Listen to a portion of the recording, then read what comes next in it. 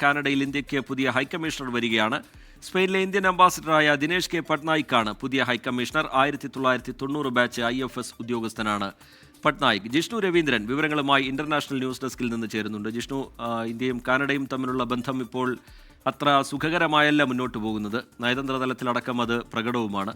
അതിനിടയിലുള്ള പട്നായിക്കിന്റെ നിയമനം അത് പ്രധാനമാണ്. വിവരങ്ങൾ എന്താണ് ജിഷ്ണു?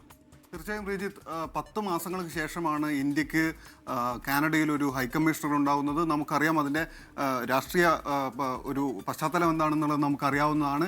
2023 ജൂൺ മാസത്തിൽ ഹർദീപ് സിംഗ് നിജ്ജാർ എന്ന കനേഡിയൻ പൗരനായ ഖലിസ്ഥാൻ വാദിയെ കൊന്ന പോയിന്റിൽ നിന്നാണ്, അവിടെ കൊലപാതകം നടന്ന പോയിന്റിൽ നിന്നാണ് ഇതെല്ലാം ആരംഭിക്കുന്നത്. ജസ്റ്റിൻ ട്രൂഡോ എന്ന് പറയുന്ന കാനഡയുടെ പഴയ പ്രധാനമന്ത്രിയുമായി ഇന്ത്യക്കുണ്ടായിരുന്ന ഒരു അസ്വാരസ്യം എന്താണെന്ന് നമുക്കറിയാം. അതിനിടെ ഉണ്ടായ ഒരുപാട് സംഭവ വികാസങ്ങൾ. അവിടെ ഇന്ത്യയുടെ 6 നയതന്ത്ര പ്രതിനിധികളെ കാനഡ പിരിച്ചുവിടുന്നു അല്ലെങ്കിൽ തിരിച്ചയക്കുന്നു. അതേപോലെ ഇന്ത്യയും 6 നയതന്ത്ര പ്രതിനിധികളെ കാനഡയുടെ 6 നയതന്ത്ര പ്രതിനിധികളെ തിരിച്ചയക്കുന്നു. ഇങ്ങനെ ഒരുപാട് സംഭവ വികാസങ്ങൾ നടന്നുകൊണ്ടിരിക്കുന്നതിനിടയിലാണ് പൂർണ്ണമായും അവിടെ നിന്ന് ഹൈക്കമ്മീഷൻ ഉൾപ്പെടെയുള്ള നയതന്ത്ര പ്രതിനിധികളെ മുഴുവൻ ഇന്ത്യ തിരിച്ചു വിളിക്കുന്നത്.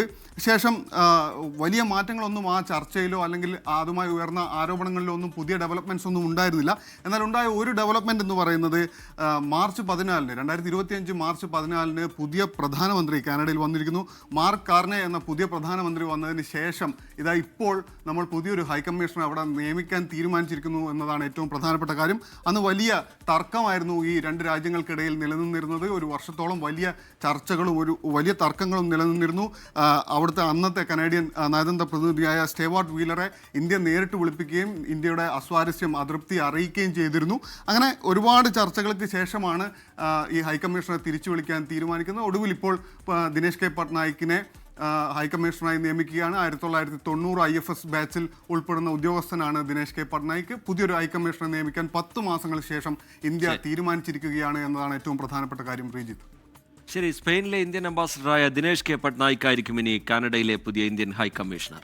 ലോകത്തെവിടെയായാലും ഏത് സമയത്തും 24 വാർത്തകളും ഓഗ്മെന്റഡ് റിയാലിറ്റി പാക്കേജുകളും എക്സ്പ്ലെയിനറുകളും വിശദമായി കാണാൻ ഞങ്ങളുടെ YouTube ചാനൽ നിങ്ങൾക്ക് സബ്സ്ക്രൈബ് ചെയ്യാം.